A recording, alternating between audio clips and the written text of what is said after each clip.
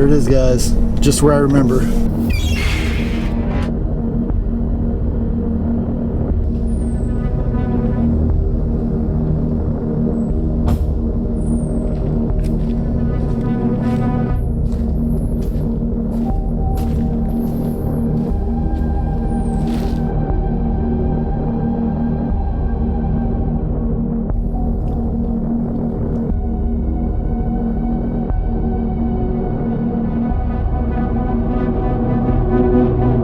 So as I'm approaching this grave, the first thing I notice is I recently heard a story that I cannot stop thinking about. You see, I live back in the woods and the history is deep here. There are ruins dispersed throughout the forest that I occasionally encounter, but I usually take a quick look and go about my travels. And this story shook me to my core. So I'm on a mission today to visit the grave of a young woman seemingly abandoned on the side of an old dirt road. Some folks believe the location of her grave is due to fear from the local town, but we'll soon find out that the truth is much different than the lore. So today, our destination is just outside the town of Devil's Elbow, Missouri, to find answers about why Eliza Jane Hancock Thomas rests alone in the forest.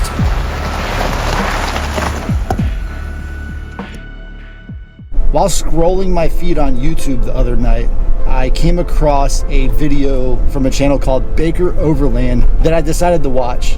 And what I saw in Caleb's video utterly shocked me. It was like deja vu, because I had in fact been to that location just last month with my buddy Jeremy. And there we set up our camp and we decided not to stay there in that area. We just didn't get a good vibe from the location, and I'm not saying that I'm into anything like paranormal or anything like that, but we just didn't feel it. And on our way in and out of that area, we saw both the Mayfield Cemetery and Eliza's grave.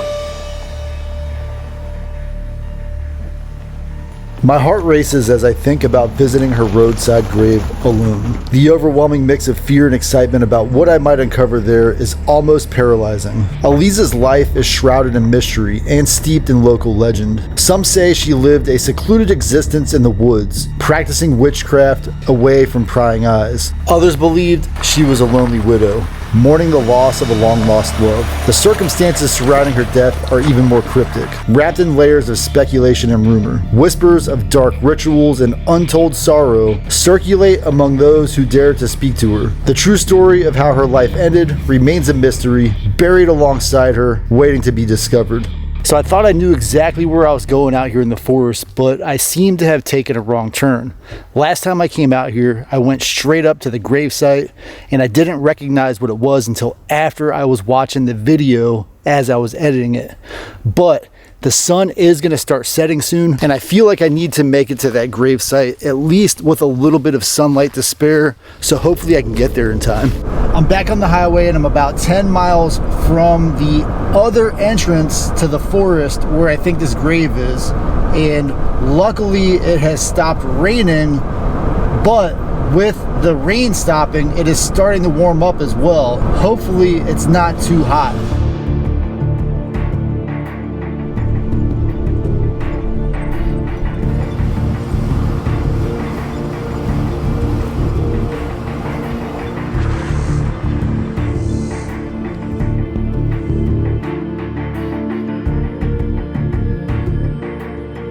Just behind me over the hill here is the town of Devil's Elbow. Now, Devil's Elbow got its name because it rests on the Big Piney River, and the water, as you can see, moves very quickly on the Big Piney. And the problem with the water here is not only that it is swift moving, but it also has a very sharp curve in the river. And one of the stories that Caleb shared in his video that really kept me up that night is, if you come out here late at night and you watch the Big Piney River, you can see what appears to be heads bobbing up and down in the water.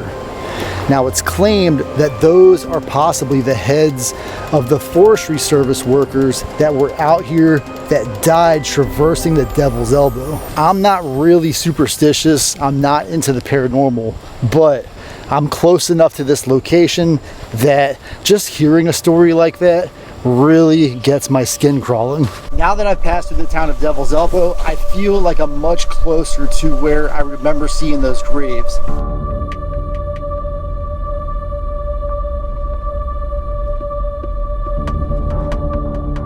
So this bridge right here, this old rail bridge, is essentially where we cross over and enter back into the Mark Twain National Forest. This is also where Caleb's story kind of starts in his video. And now that I'm here standing under this bridge, I know that I'm getting very close to Eliza's grave.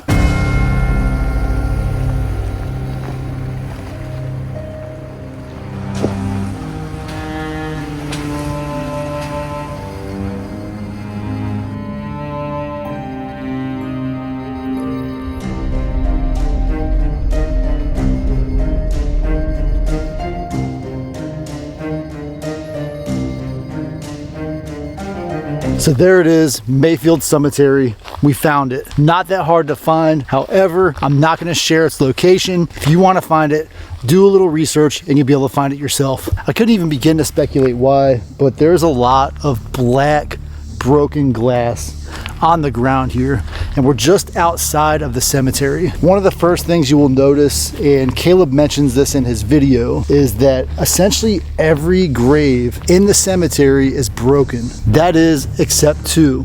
There's one here and one right there that have never been broken, and those happen to also be the graves of children.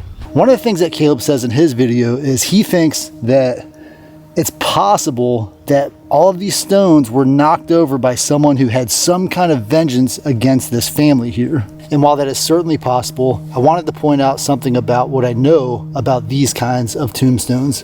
You see, back in the 1880s, when most of these stones were made, they were made with a cement type of material that essentially looked really good for the first year or two, but slowly became more and more brittle. And while these headstones are not likely to crumble like the one that you see here behind me, they were very easy to push over and break. And so while it's not likely that the people that knocked these stones over had some kind of issue with the family that is buried here, but it is possible that over the last almost 150 years that these graves have been here, somebody has come out, maybe some teenagers, something like that, and just for the fun of it, knock these stones over. And this is where I've developed a theory about how it is possible that Eliza ended up dying on a road essentially close to this cemetery. You see, the oldest grave that I found in this cemetery has a date of 1892. And we also know that because her name was Eliza Jane Hancock Thomas, that she was married at some point in her life. And a lot of the folks in the stories that I've read claim that she was married and that she was also a widow at the time of her death.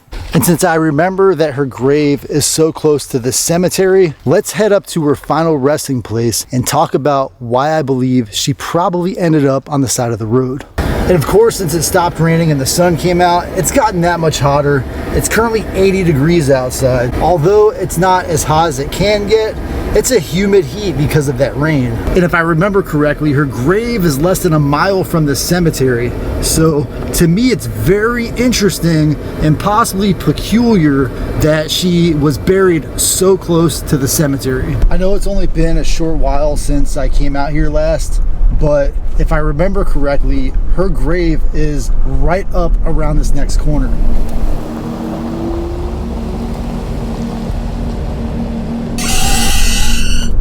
There it is, guys, just where I remember.